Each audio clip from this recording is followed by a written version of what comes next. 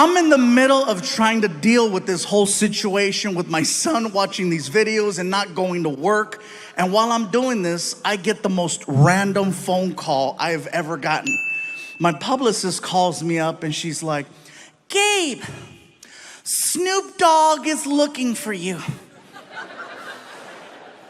Excuse me? Snoop Dogg, I know who Snoop Dogg is, but what do you mean he's looking for me? Well, is he looking for me or is he looking for me? He's a fan and he wants to interview you. Oh, cool. Sounds good. What is it? I think it's some type of podcast. I'm in. Can I bring Frankie? Absolutely. Cool. So I hang up the phone. I'm excited. I want to tell my son. I'm like, Frankie, I'm walking towards your room. I'll be at your door in 3, 2, 1. Hey, all right, you're dressed. Good. Come on, let's go. Where are we going? Watch. We get in the car. And now we're off on this adventure to go do an interview with Snoop Dogg. You guys, let me tell you something. We get to the neighborhood and we're lost. The GPS says we're there, but we're lost. We're looking for a house and there's no house, just a big building. And so I'm like, this doesn't look like a podcast, really? So I pull up to the security gate. Tap the button on the wall. Security desk, can I help you? Hey, security desk, my name is Gabriel Iglesias, and I think I'm here to do an interview with Snoop Dogg. Okay, one moment. Oh, okay, this is it. Good. I'm so excited. Snoop Dogg, this is gonna be cool, right? Sir? Yes. Yes, hi. There is no Gilbert Ignatius on file. What? Could there be another name? Another name? I don't know. Fluffy, maybe? And the gate starts to open. I'm like, oh my God, I'm officially in the rapper's world because my real name doesn't mean shit.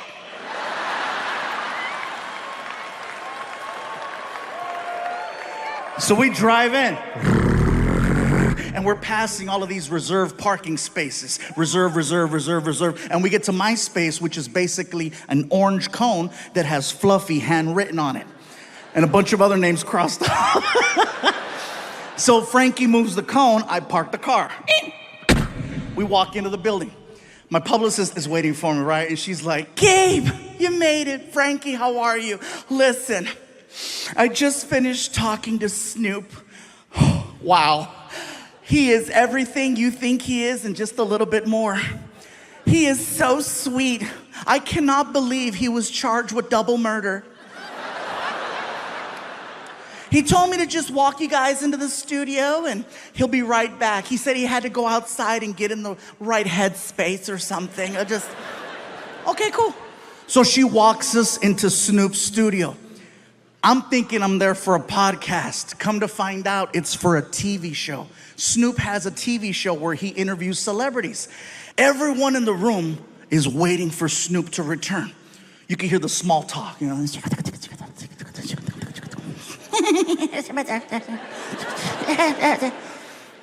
All of a sudden, everyone stands up. And I'm looking around like, what's going on? And I look at the door to see if Snoop's walking in and I don't see him. And I could see my son. I don't realize it, but Snoop is entering the room through a different door. I don't realize it till like the last second. I'm like, what do you? So I jump up, I push in my chair. I'm so nervous, I don't know how to address him. So I'm like,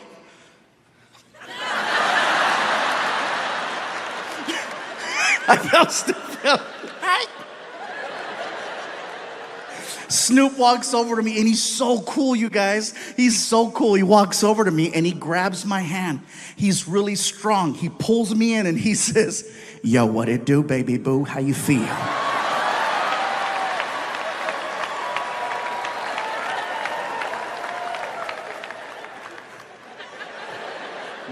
Thank you for having me. Yeah. Can I sit down? For sure. I sit down, I look over, I see my son. My son's like... The difference between Snoop's show versus any other talk show I've ever done is that usually there's a person, like a producer or a director, who comes to you and gives you information, like how the show begins, topics you're gonna cover, how you go to commercial, how you come back from commercial. I've spoken to no one. Snoop just starts talking, and at some point, they hit record. I'm waiting for action or a buzzer and something. Snoop just starts talking to me. Yo, what up, Big Fluff? Big Fluff. Oh, that's hey. Yo, you like music? Snoop, I love music. I love your music. Yeah, that's what's up. He opens up a laptop computer and then he hits play. And the next thing I know, we are listening to hardcore Mexican banda music. I mean hardcore.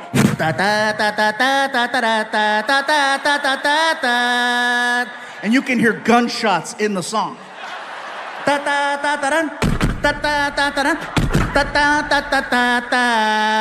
And then a cow. And the whole time Snoop is like, I love it when he go moo. What?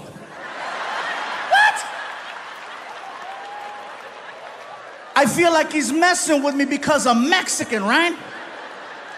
So I called him out. I said, Snoop, do you understand what you're listening to? And he said this, and it scared me. He said, gangster recognize gangster. The reason why it scared me was because he was telling the truth. We were listening to actual Mexican cartel songs that don't play on the radio. And the fact that he knew that, the fact that his level of street knowledge in another language was that on point, I said, I gotta shut the hell up. Don't speak unless spoken to. That's the code. Next thing I know, Snoop reaches under the desk and he pulls out the biggest blunt I have ever seen.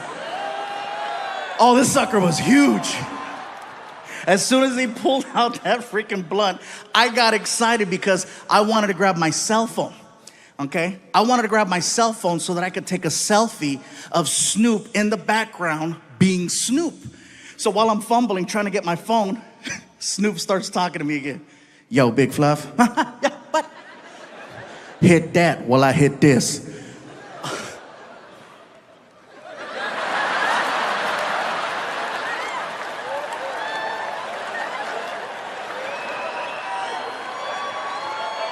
The second I went like that, all of the cameras in the room, red light, red light, red light, red light, red light. My publicist is like, no! My son is like, yeah! And now I'm being faced with a serious situation because, you know, I've talked about friends participating in doing stuff like this, but I've never openly talked about myself, you know. And now I realize that from this moment forward, people are gonna know what happened here with Snoop. So I started trying to find ways to justify it to myself. You know, if you're gonna do something like this on camera, you want it to be with Snoop. You want it to be with Snoop, Cheech and Chong, or Willie Nelson.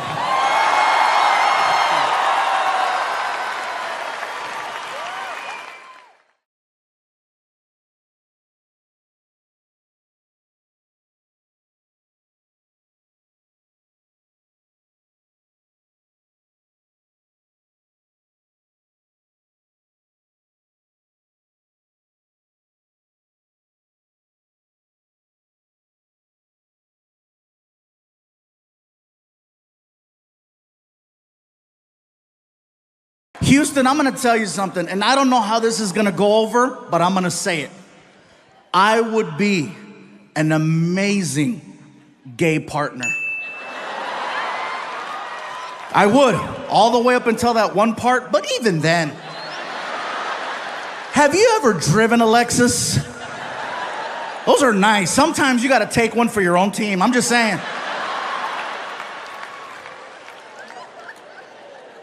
Now, in all seriousness, not to be funny, Not to be disrespectful, let me tell you the reason why I would be an amazing gay partner. The level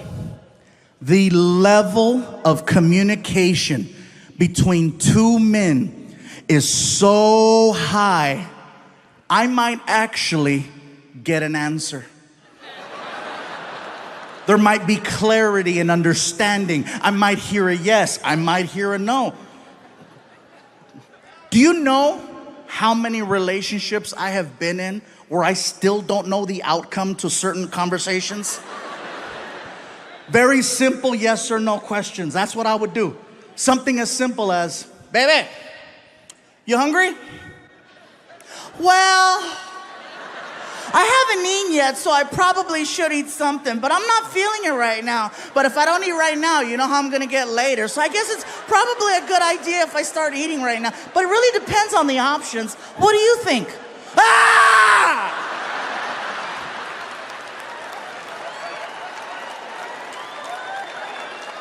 What about this one? Baby, where would you like to eat? You hear all the guys? Yeah. Finally! I'm not alone! Everybody's pointing at somebody right now. Guys, am I right? This has to be, you would think that this is the safest question in the world to ask, but it's not. Well, just pick something. You know me, I'm go with the flow. Whatever you decide is okay with me. You know me already, just pick something. All right, we're going to Burger King. I don't like Burger King. Why do we gotta go to Burger King? Burger King gives me chorro. Chorro is Mexican diarrhea. How about this one? How do you feel? Really? Really? You want to know how I feel? Well, you know, maybe if you'd pay attention from time to time, you might know how I feel. You might not need to have to ask me such a question because you would already know exactly how I feel. The amount of time and energy I've exhausted to let you know how I feel, and you have the nerve to ask me, how do you feel?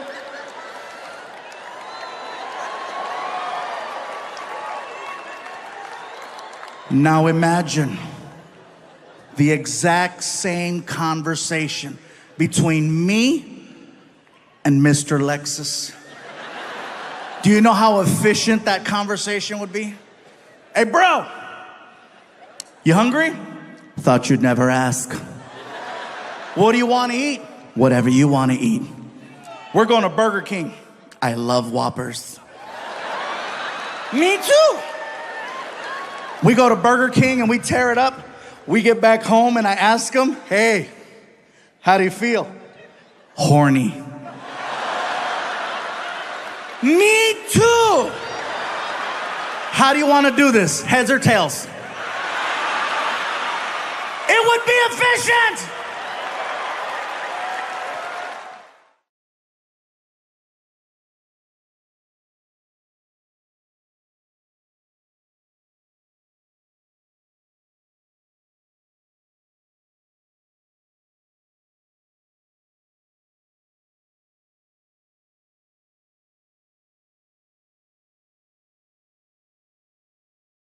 And it's funny because, you know, for me to relate to my son, it's a little challenging, you guys. And it's not that I can't relate to a teenager, because I can. I can relate to almost any age. You know, I got people that brought kids here tonight.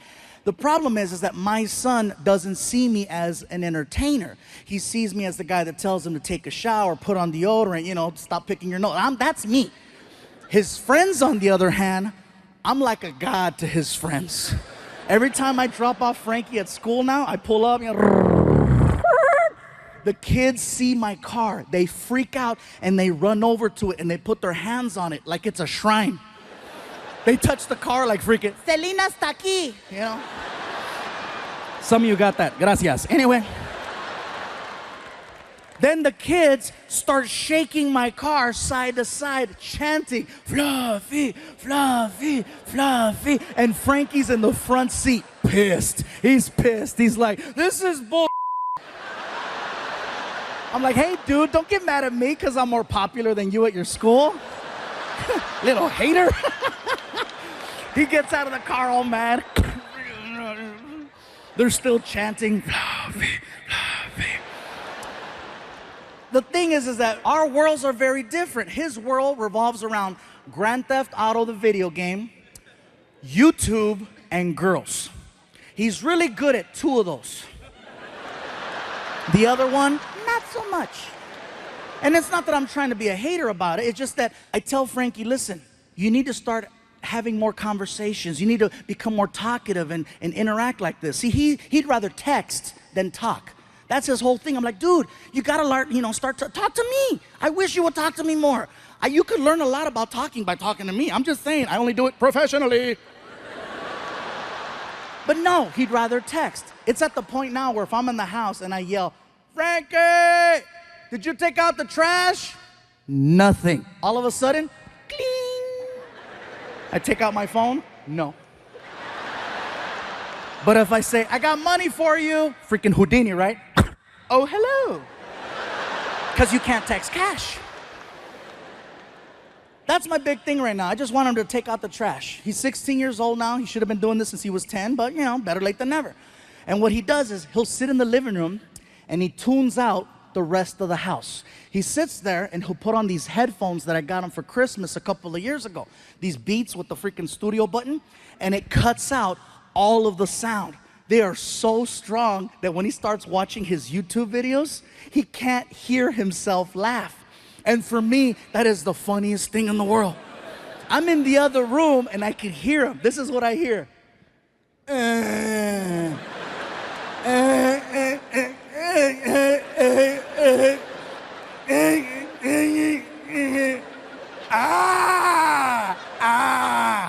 I'm in the other room like, who brought the Germans? And so I walk out into the living room and I see Frankie and he's laughing at his phone and I gotta flag him down. I go, hey. And he'll take him off. What's up, Dad? I go, Frankie, can you do me a favor? Can you please take out the trash? Okay. And then he puts them back on. What? Now? I go, yes. Now? When you ask me for a ride, it's because you need a ride when you ask for it, right? Not later. Then he says, where are we going? Just take out the trash. And then he does it. He takes out the trash, but he acts like he's doing me the biggest favor in the world. And he stares me down and he doesn't break eye contact. He's like,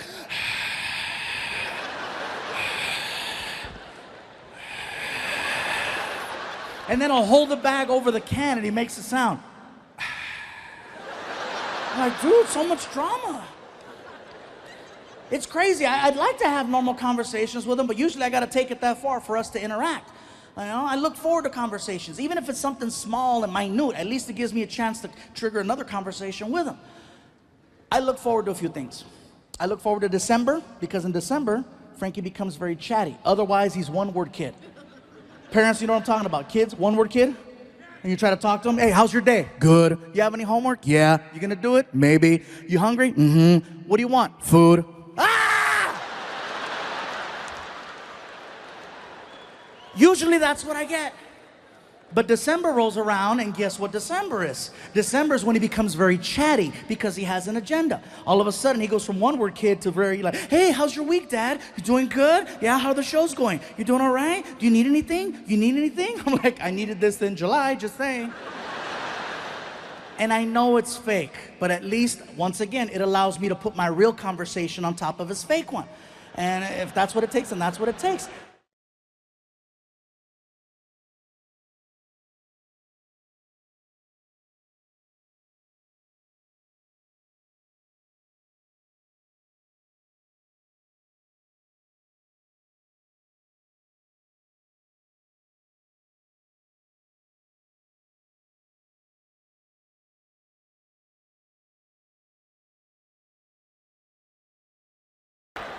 So here's the story.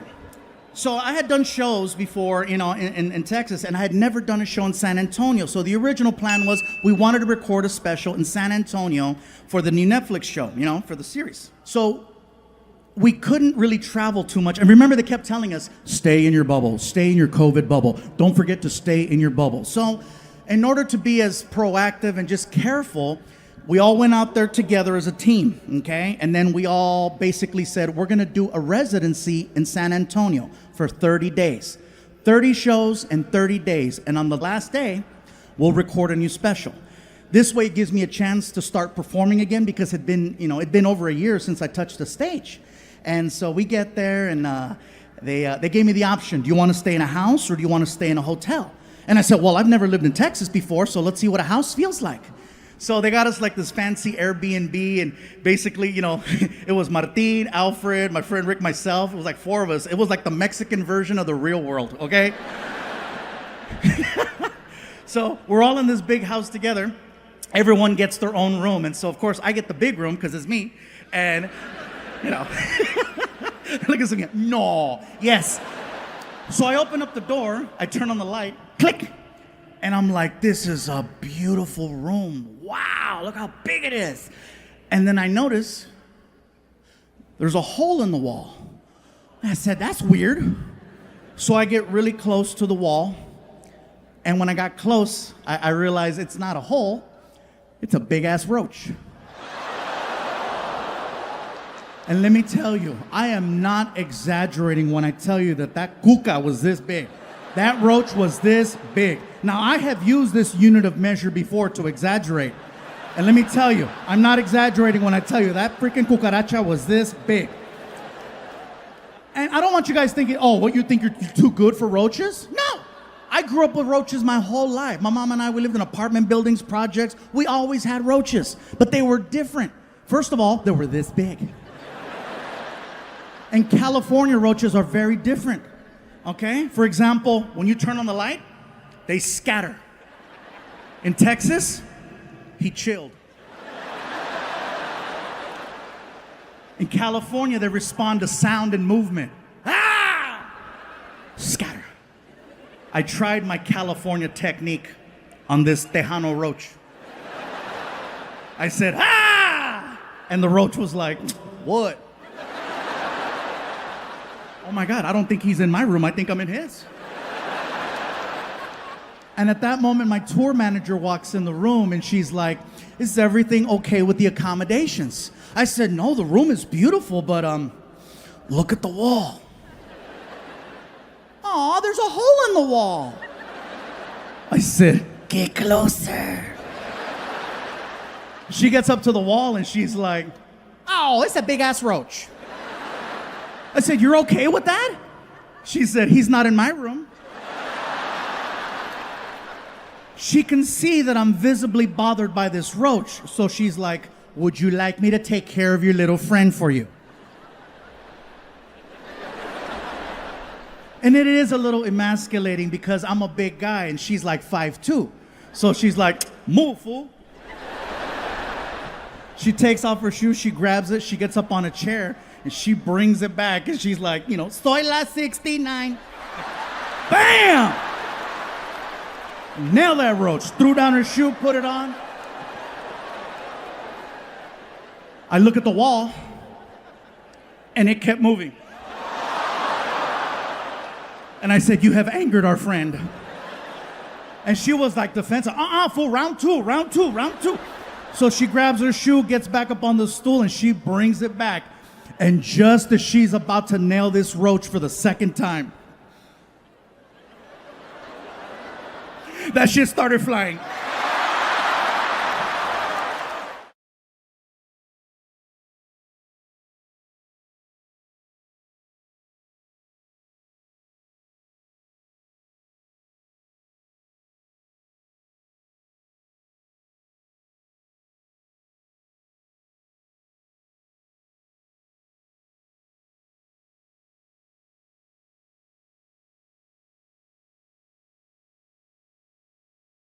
Because, after 2019, I wasn't sure what was going to happen.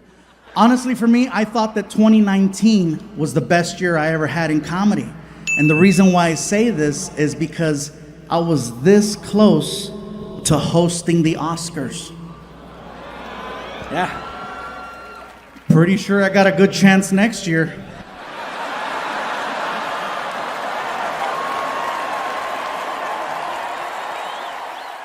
The year that I almost got to host, that was the year that Kevin Hart was supposed to host.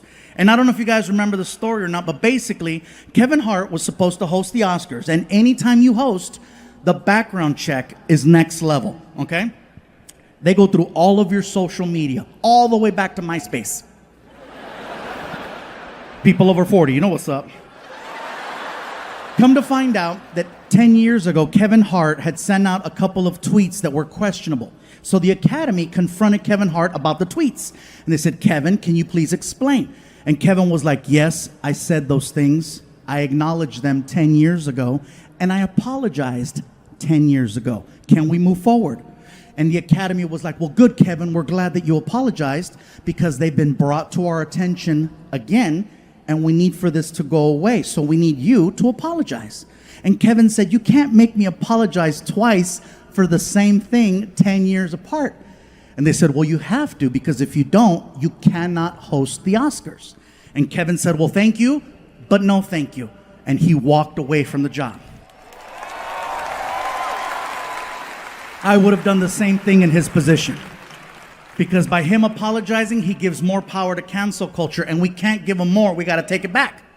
So now the Academy was left with a problem, trying to find a suitable replacement for Kevin Hart, which is not an easy thing to do. So they reached out to a bunch of actors to see if there was interest, and everyone said the same thing. Thank you, but no thank you. We want no part of that Kevin Hart drama.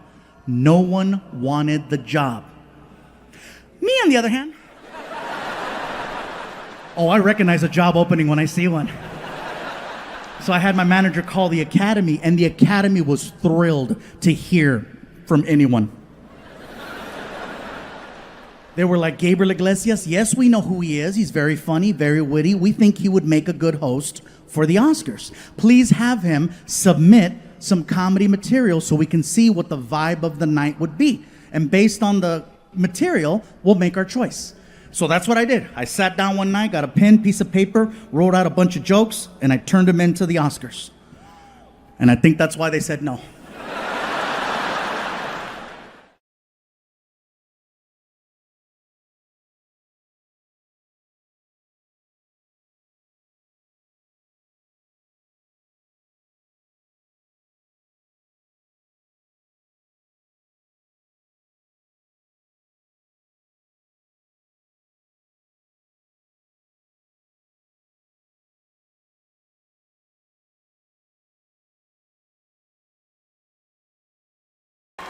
Because, yeah, after COVID, I wasn't sure what was going to happen. You know what I'm saying? Like, the only good thing I can say about 2020 for me was the fact that for some reason I managed to lose 70 pounds. Yeah.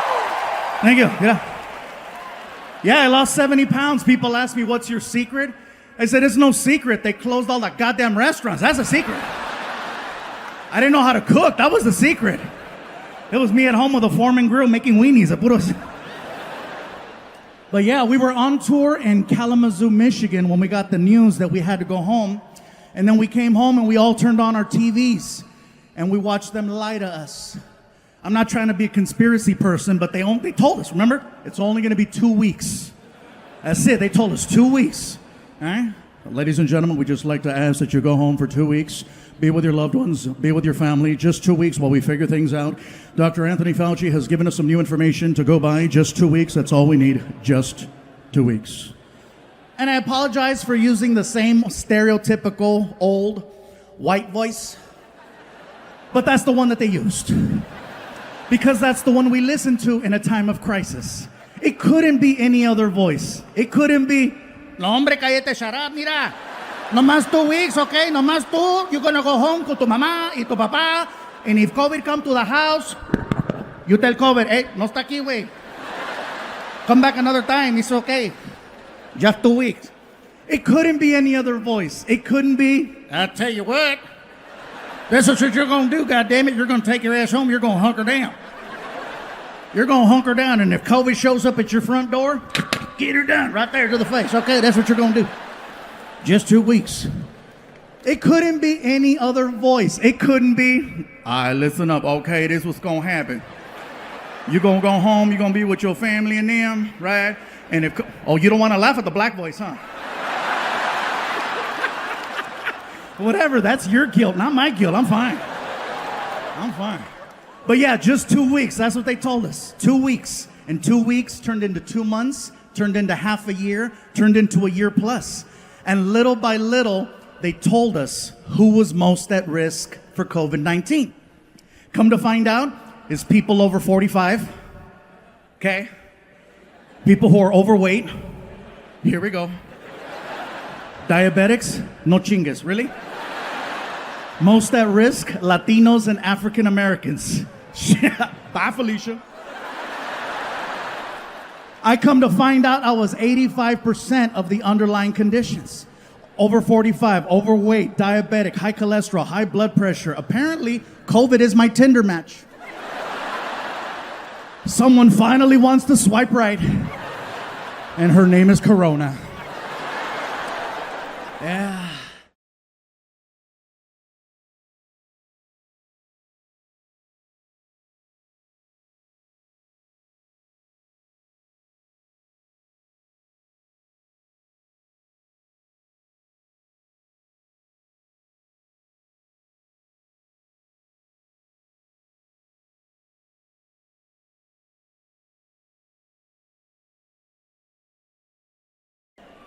So during 2020, my dogs and I, the most normal thing we could do was just take a drive. Okay, drives, you could just get in the car. Nothing was open, but you could take a drive. And so we get in the car, and I put on this playlist and just drive. Eventually, we went out looking for food. And I know that sounds crazy to say it that way, but remember, 85% of the underlying conditions. I never once set foot in a market because I was afraid. All of my food came from friends and street vendors. Yeah. Yes, I support street vendors in case anyone's wondering.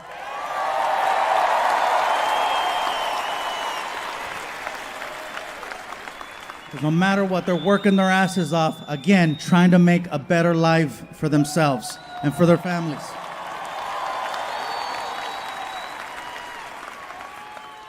After leaving a taco stand one night, I realized that a lot of people needed to step out of their comfort zones in order to find alternative ways of making ends meet.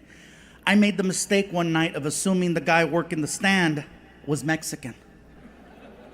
He wasn't. I even spoke Spanish to him, which is a no-no.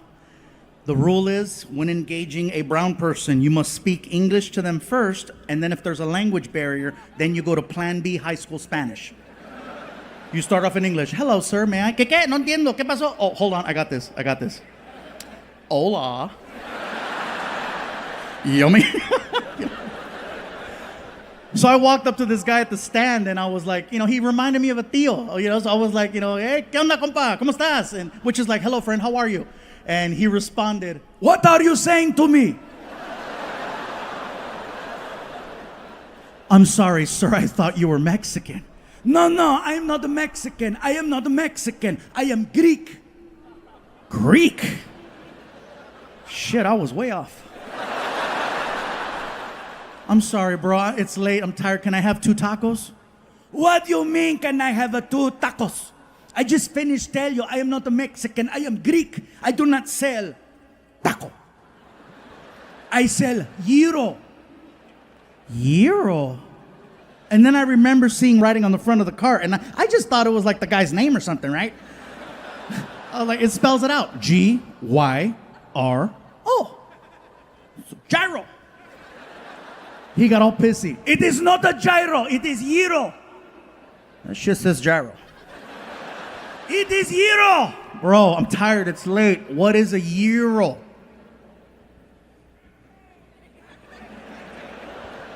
It's like a taco.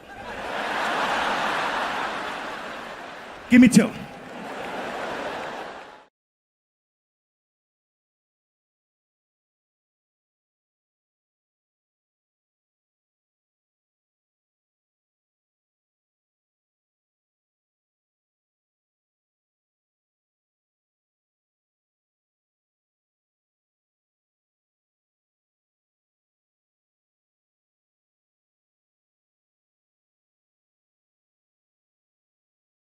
Getting back into the swing of things, we have definitely come a long way from 2020. The fact that we're in a sold out stadium, elbow to elbow, ready to laugh, have fun. We've come a long way. You know? 2020, you guys, I gotta just thank my dogs. I gotta thank my dogs because my dogs kept me sane, they kept me happy, they kept me focused. Because I was so depressed, I was sad, I didn't know what to make of things. Do we have any dog owners? Yeah? See, dog owners, you know what's up. No other animal in the world will give you 100% like a dog. What, cat? No. I'm sorry. No disrespect to cats or cat owners. But cat owners, you know as well as I do. Your cats, because I know you got more than one. Your cats look at you like you live in their house. You walk in, you try to scold them for something. And then when you try to talk to them, they turn their back on you and show you their butthole. And you're staring, you're like, oh my God, it's so dark. Only a dog will give you 100% of itself. That's why they get so sad when they know you're about to leave and why they get so happy when you come home. You are literally everything they've been looking forward to. And now you're back! I know for a fact, nothing on this planet loves me more than my dogs. I said this last night and someone said, what about your son? I said, nothing loves me more. I could leave my dressing room for 1 minute or 1 hour. When I come back, the reaction is the same. It is the greatest moment ever, every single time. Oh yeah. My dog Vinny will jump off the couch and run towards me top speed. And then when he gets to me, he jumps up and down. And he makes a sound, like a... You can almost hear, where were you? Where were you? Where were you? And he pees everywhere. I used to get upset that he would do that, but then I thought about it. My dog loves me so much, he cannot control his own bodily functions. That's why when I would go home, I would immediately pick him up before anything. And then my girlfriend would get mad. How come you don't come to me first? I said, because the dog loves me more. How do you know I don't love you more? I said, I don't see a puddle. Mira, dry. Yeah, she didn't like that, sorry. But yeah, these dogs, man, let me tell you. And I apologize if I'm kind of stuttering or I'm not as focused right now. I have never been distracted by a blimp with my face on it.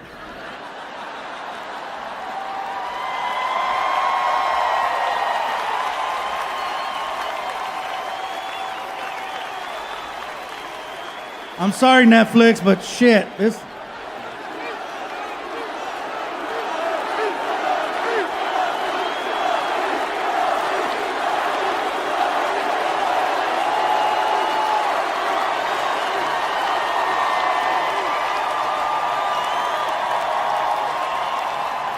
This is like a birthday and Christmas and the Super Bowl and the World Series and losing my virginity all at the same time.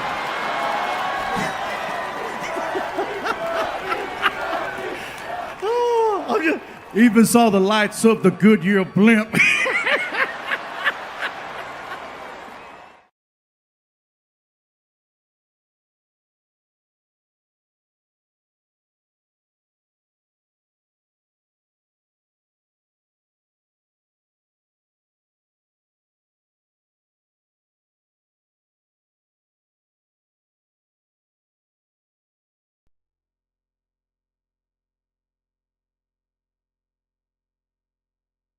Yeah, man.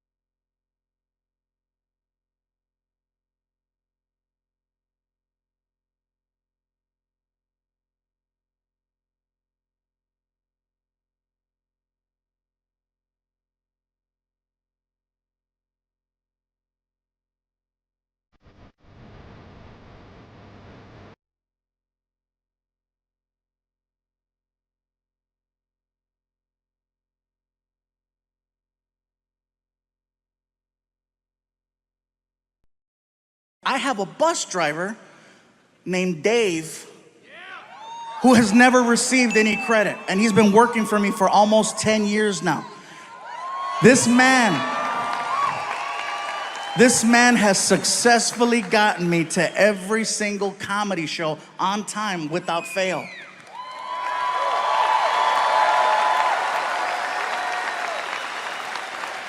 If I had to describe him to you, okay? Dave looks like the word America. Not America, America. He's about 6 feet tall, he's white, he has a gray beard, and he wears a trucker hat. And he's gotta be one of the most hardworking people I have ever met. Now, when I say hardworking, hey, I'm on the road 46 weeks out of the year, so I know. Difference is, I fly home every Monday, Tuesday, Wednesday.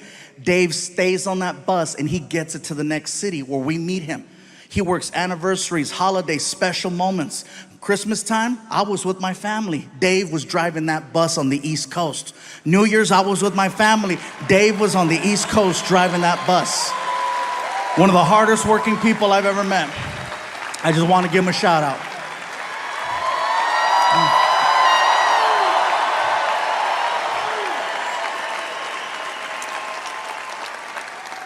In addition to being hardworking, he's very honest. Now, when I say honest, I don't mean, oh, he does his taxes right. I mean painfully honest, no filter honest. He talks the way people used to. He does not have time to mince words. He just calls it like he sees it. Before me, he used to work with a man by the name of Kenny G. Grammy Award winner, amazing, amazing music. One day, Kenny G was on his tour bus that Dave was driving, and I guess the two of them had a little discussion, and Kenny G used some words that Dave would have rather him not have used, and instead of getting into it with him, this is what Dave does.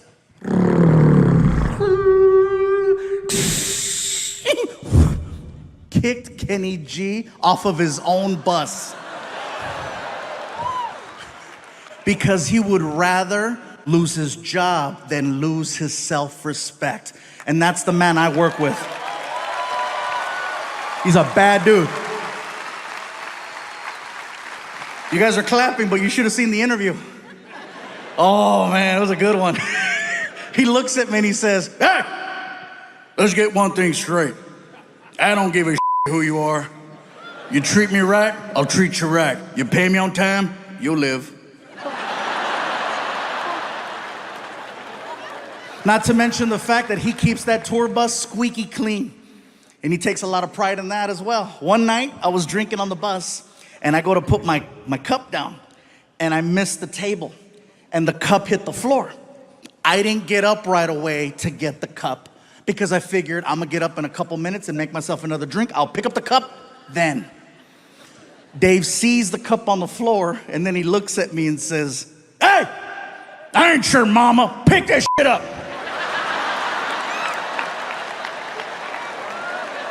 I get to the back of the bus and I'm like, wait a minute, I pay him. Hey, Dave, shut up. Yeah, I'll be in the back in my room. Thank you. Drive safe. And people tell me, you work with a man who talks that way to you? Why? Let me tell you why. Because he's honest. With Dave, you know exactly what you get. Nowadays, it is so hard for me to tell who's being genuine and who has an agenda. And with him, you know exactly where you stand. If he likes you, he loves you. And if not, you're on the curb with Kenny G. That being said, I have a story to share. About 1.5 years ago, maybe longer, we're on the bus and we're heading down the highway. Just so you have kind of an understanding of the bus layout, let's say this is the front. Here's Dave, the driver, empty seat, and then a sliding door that goes in between him and the rest of the tour bus. My buddy Alfred and I are in the living room portion and we're watching TV. We're watching the news. And on the news, there's this person who is running for some type of office. No particular office. And I guess their big plan is to erect a structure between two bodies of land. Somewhere. And I guess they want one side of the structure to finance the entire project. Well, my buddy Alfred and I, we have a lot of family that works in construction, and we know a bad job when we see one. So we started to voice our opinion out loud about how we felt about this person and what they wanted to do. We're being very loud. So loud, Dave can hear us. And then we hear Dave.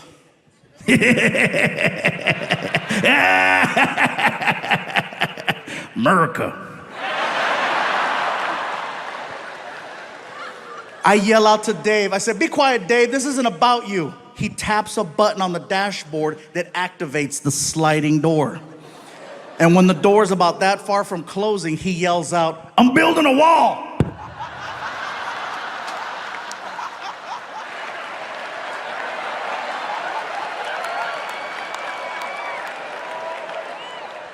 I couldn't even get upset because I was too much in shock over the fact that that came out of someone 4 feet away from me.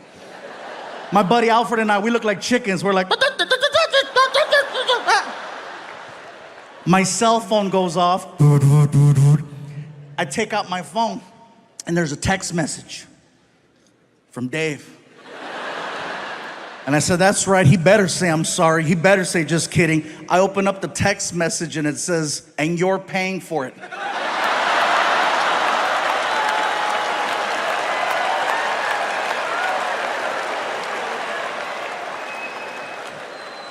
And people tell me, you still work with him after that? Yes, I do. I trust that man with my life every single night. I know where his heart's at. He can say whatever he wants. At the end of the day, he still has to drive around the king of the Mexicans.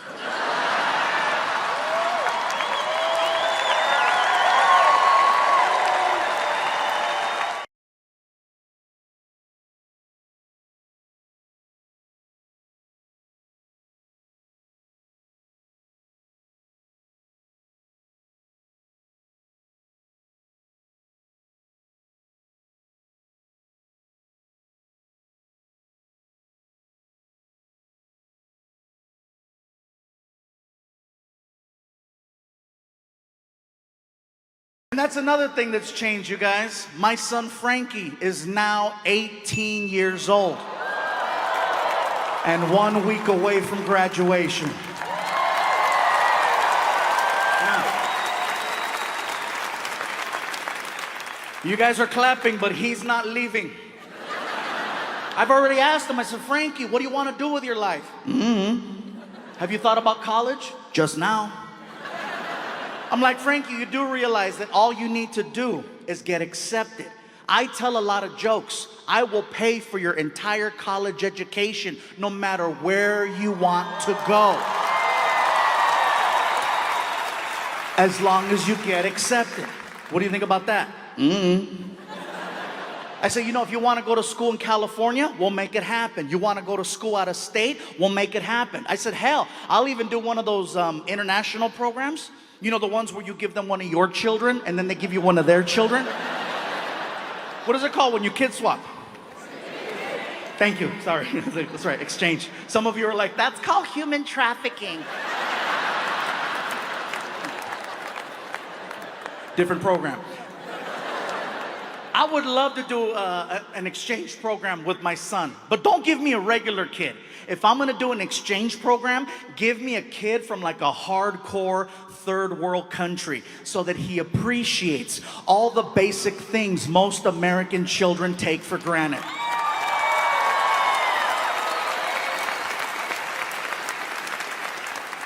That's why I say, give me little Tombutu. Give me Tombutu. I would love Tombutu, and Tombutu would love me. Mr. Fluffy, Yes, Tombutu.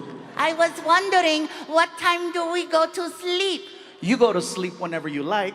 This is your room. We sleep next door. All of this is for Tumbutu. Yes, all of this is for Tumbutu. In my village, 2 families sleep in an area this big. Well, here in America, one big-ass Mexican kid sleeps right here. Enjoy. And then I would take him to like IHOP or Denny's and let him order whatever he wants and just watch him lose it. You know? This is the Thanksgiving I heard of. Thank you, Mr. Fluffy. Thank you. If there is anything Tumbutu can do for you, please tell me anything. Can you help me take out the trash? For you, I will eat the trash. Meanwhile, my son's on the other side of the world on top of an elephant trying to get Wi-Fi.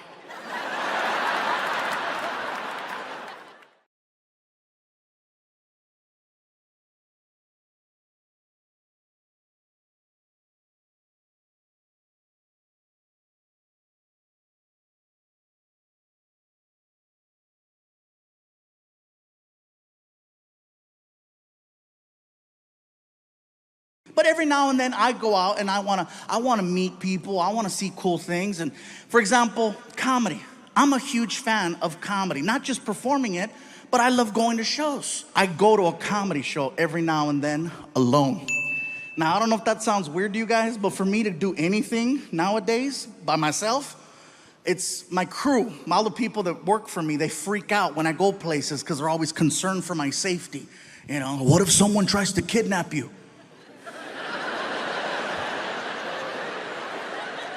Well, they're gonna earn it. I got into a fight with some of my team members and I said, you know what, I'm going out. I bought myself a ticket and I went to go watch Chris Rock one night in concert. Now, I says, you know what? Maybe I can make my way backstage and I don't know, if I get lucky, maybe I'll say hi to him. I've always wanted to meet him. So I go to the side of the stage and I run into security and I said, hey. He looked at me and said, Fluffy!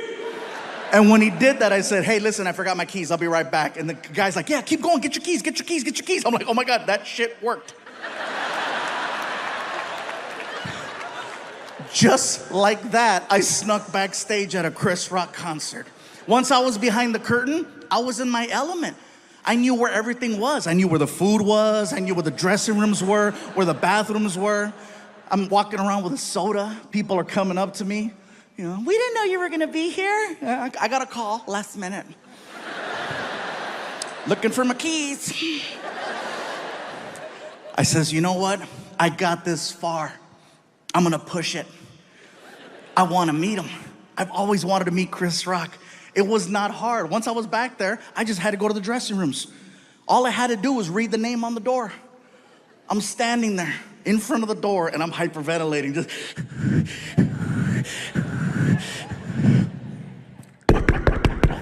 The door opens up and there's this man in there, this bodyguard who's just massive. I'm a big guy, but damn, dude was huge. As soon as he opened the door, just.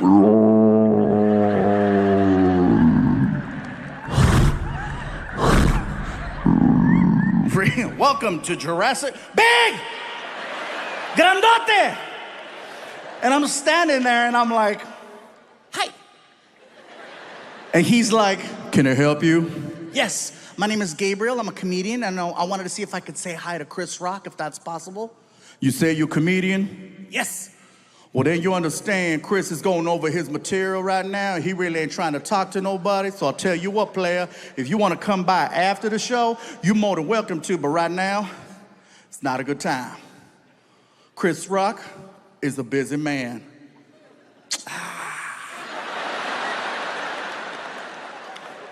Can I wave? Excuse me? Can I wave? What you mean? Can I wave at Chris? I don't have to come in. Can I wave? Chris Rock is in the room. He can hear the stupid conversation that's taking place. I know this because I can hear Chris Rock in the background. What's going on? Who's at the door? Move out the way. Yo, Chris, I got this, man. I got this. Move! All right. And the guy stands to the side, and now I'm looking at Chris Rock. And he recognized me. And it freaked me out. Oh yeah, it freaked me out. He's like, ah, shit. Look who it is. Look who it is. It's the king of the Mexicans.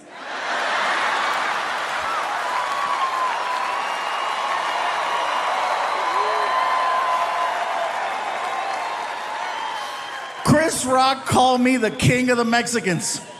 For the rest of the show, everyone referred to me as El Chapo.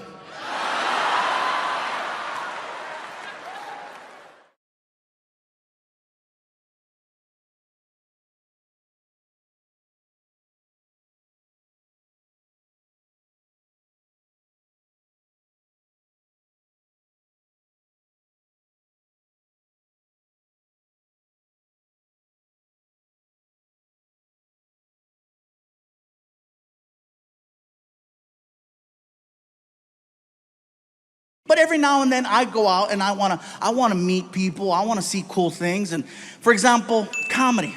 I'm a huge fan of comedy, not just performing it, but I love going to shows. I go to a comedy show every now and then alone. Now, I don't know if that sounds weird to you guys, but for me to do anything nowadays by myself, it's my crew, all the people that work for me, they freak out when I go places because they're always concerned for my safety. You know, what if someone tries to kidnap you? Well, they're gonna earn it. I got into a fight with some of my team members and I said, you know what, I'm going out. I bought myself a ticket and I went to go watch Chris Rock one night in concert. Now, I says, you know what? Maybe I can make my way backstage and I don't know, if I get lucky, maybe I'll say hi to him. I've always wanted to meet him. So I go to the side of the stage and I run into security and I said, hey. He looked at me and said, Fluffy! And when he did that, I said, hey, listen, I forgot my keys. I'll be right back. And the guy's like, yeah, keep going. Get your keys, get your keys, get your keys. I'm like, oh my God, that worked. Just like that, I snuck backstage at a Chris Rock concert. Once I was behind the curtain, I was in my element. I knew where everything was. I knew where the food was. I knew where the dressing rooms were, where the bathrooms were. I'm walking around with a soda. People are coming up to me. You know, we didn't know you were gonna be here. I got a call last minute. Looking for my keys. I says, you know what? I got this far. I'm gonna push it. I wanna meet him. I've always wanted to meet Chris Rock. It was not hard. Once I was back there, I just had to go to the dressing rooms. All I had to do was read the name on the door. I'm standing there in front of the door and I'm hyperventilating. Just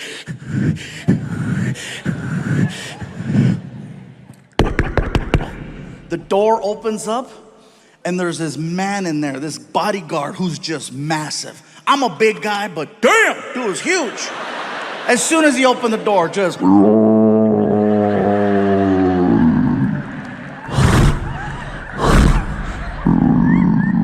welcome to Jurassic. Big! Grandote! And I'm standing there and I'm like, hi. And he's like, can I help you? Yes, my name is Gabriel. I'm a comedian and I wanted to see if I could say hi to Chris Rock, if that's possible. You say you're a comedian? Yes. Well, then you understand Chris is going over his material right now. He really ain't trying to talk to nobody. So I'll tell you what, player, if you want to come by after the show, you're more than welcome to. But right now, it's not a good time. Chris Rock is a busy man.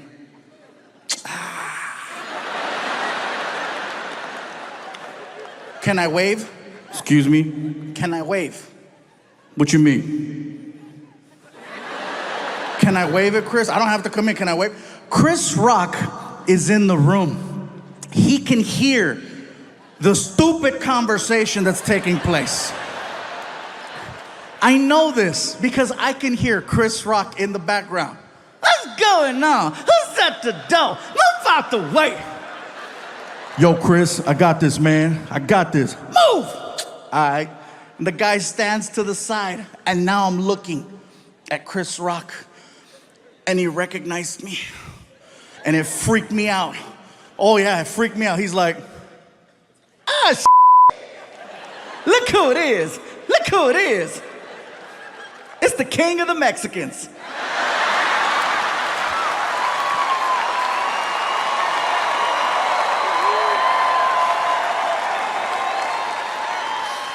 Chris Rock called me the king of the Mexicans.